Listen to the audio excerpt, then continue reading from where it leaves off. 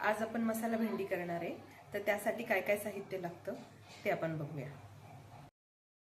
त्यासाठी लागणारे भेंडी, शेंगदाणे, खोबरं, धणे, लसूण, जिरे, तीळ, गूळ चवीपुरता आणि मीठ सुद्धा चवीपुरता। आपल्याला मसाला तयार करायचा आहे, तर मसाला आधी आपल्याला भाजून घ्यायला लागेल सगळा। सगळ्यात आधी आपल्याला भाजून घ्यायचे खोबरं, कारण खोबरं भाजायला आपल्याला जास्त वेळ लागतो। हे खोबरं थोडंसं भाजलंय, आता त्यात टाकायचे आपल्याला शेंगदाणे। चांगलं खरपूस होईपर्यंत भाजायचं।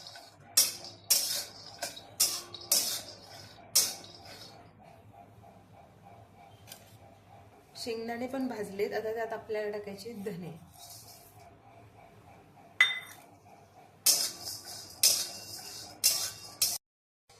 आता आपण लसूण टाकायचं आहे यात।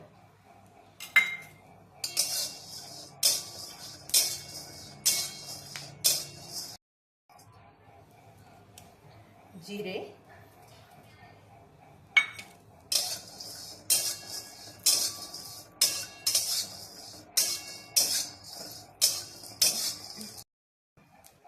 आता तीळ टाकायचे त्यात।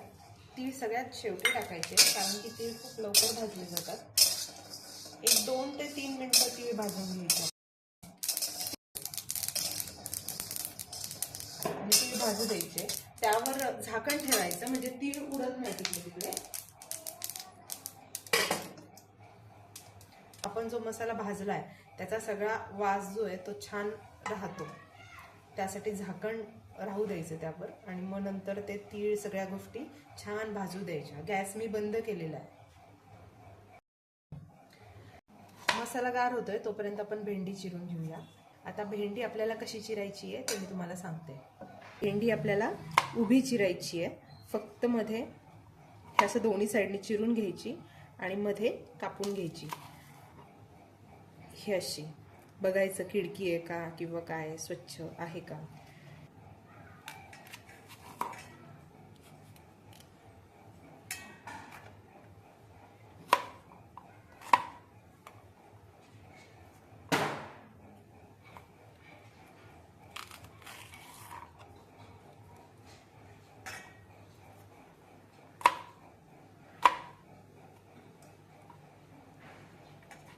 आता ही थोडीशी खराब आहे, तर हे अशा बाजूला काढून घेऊ। तर यामध्ये संपूर्ण भेंडी फेकून द्यायची गरज नाही आहे।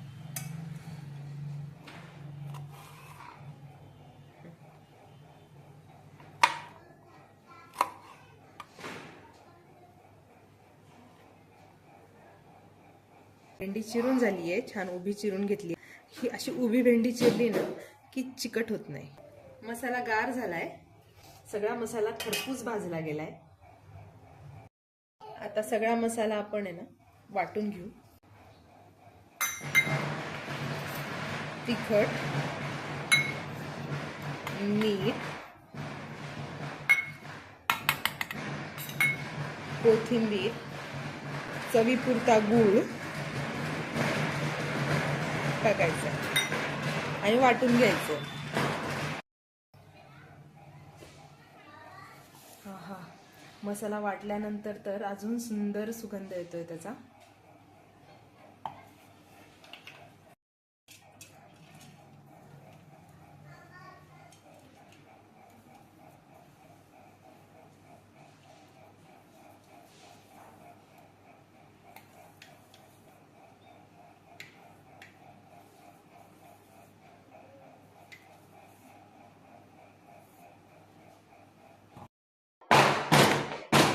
आता हा सगळा मसाला आपल्याला भेंडीमध्ये भरून घ्यायचा आहे। व्यवस्थित सगळ्या भेंडीमध्ये भरला गेला पाहिजे मसाला, दाबून दाबून भरायचा आहे।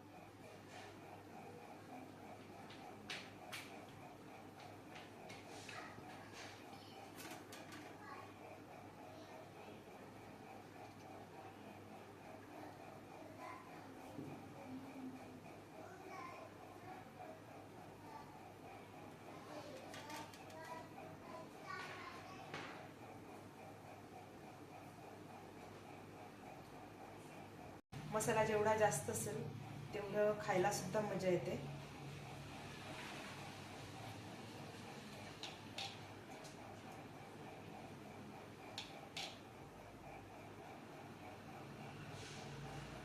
आणि आपण ही रेसिपी करताना त्यामध्ये जे धने टाकतो, धने पुढेही काही जण टाकतात, पण जेव्हा आपण धने भाजून आणि मग नंतर ते वाटतो मसाला, तेव्हा त्याची चव वेगळी लागते. पूड टाकल्यानंतर तेवढी मजा येत नाही. मसाला भरून झालाय, आता आपल्याला ती फ्राय करायची आहे. कढईमध्ये तेल घेतलंय, आता तेल तापू द्यायचं.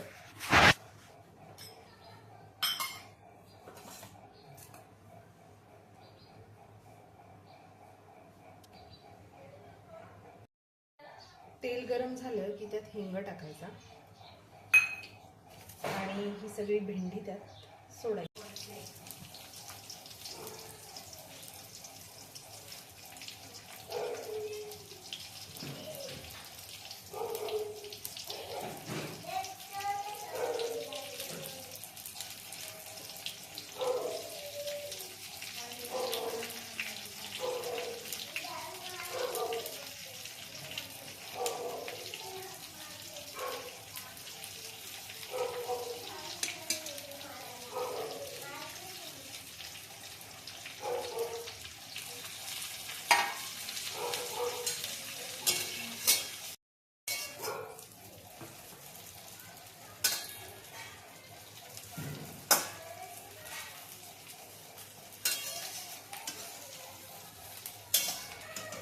आता ही सगळी भेंडी व्यवस्थित परतली गेली पाहिजे.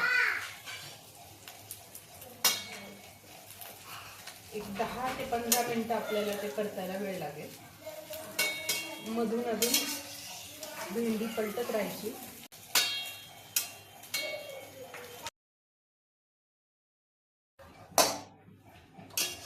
भेंडी झाली आहे, आपण काढून घेऊया.